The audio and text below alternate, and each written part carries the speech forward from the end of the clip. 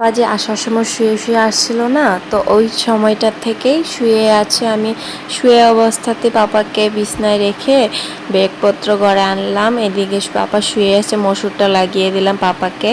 তো এদিকে দেখো আমার ঘরের অবস্থা যা হয়েছে কি বলবার, ঘরের লোকজন না থাকলে যা অবস্থা হয় আর কি। এদিকে সব কিছু অগোছালো হয়ে আছে, তো এখন আমি গুছাতে শুরু করে দেব। তো বেডটাতেও অনেক লেত্রা পড়ে গেছে, কী বা হয়েছে, ধুলো বালো পড়েছে আর কি এগুলো। তো এইগুলো এখন আমি ঘরটা ফার্স্টে ঝাড়ু দিয়ে নিচ্ছিলাম। তো এদিকে ঝাড়ু দেওয়া আমার হয়ে যাবে আর কি। অনেক টাইম লেগেছে, ভিডিওতে বোঝা যায় না যে অল্প টাইম লেগেছে আর কি। মনে হয় কি যে কয়েক সেকেন্ডের ভিডিও, কয়েক মিনিটের ভিডিও। তো এইখানে দেখো আমি ঘর ঝাড় দিচ্ছি আর কি, ভালো করে পরিষ্কার হয়ে গেল এইদিকে। এদিকে দেখো পরিষ্কার করতে করতে না পাপা উঠে পড়েছে। তো পাপা উঠে কান্না করে শুরু করেছে, তারপর ওদেরকে দেখে হাসছে। এদিকে দেখো বসা একদম পুরো উঠে পড়েছে, বসবে না দাঁড়াবে এটা ভাবছে আর কি। ঘরটা দেখছে নতুন নতুন, ভাবছে ওই দুদিন আমি কোথায় আছিলাম, এখন কোথায় আসছি আর কি। তো ঘরটা সব কিছু দেখে নিল পাপ্পা।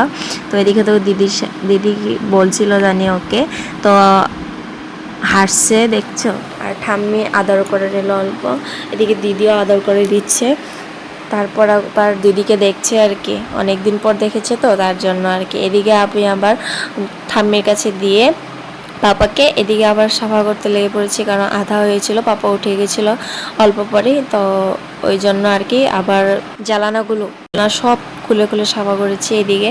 তো অনেক টাইম লেগে যায় সাফা করতে। ভাবা যায় কি ঘরে যাব আবার আসবো, এসে আবার সাফা করতে হবে। তো এইদিকে দেখো আমার বিছনাটা সাফা করা হয়ে গেছে, বেডশিট পাতা হয়ে গিয়েছে। তো এদিকে আমি তোমাদেরকে দেখিয়ে নিচ্ছি, দেখো আমার কমপ্লিট হয়ে গেল, এখন রাত্রের মধ্যেই কমপ্লিট হয়ে গেলো। বিকালে আসছিলাম আর কি, তো কি করব, সকালে আসলেও ভেজাল, রৌদ্র দেয়, দুপুরে আসলে আর কি অনেকটাই, তার জন্য রৌদ্র যাওয়ার পর ঘরে আসছিলাম। তো বিকাল হয়ে গেছিলো। এদিকে দেখো সব ক্লিন হয়ে গেল সব কিছু, পরের দিন বেডশিটগুলো ধোবো আর কি। তো আজকে ভিডিওটা এতটুকু, যদি ভালো লাগে থাকে তাহলে লাইক কমেন্ট এন্ড শেয়ার করে দিও, আর আমার পেজটাকে ফলো করে দিও।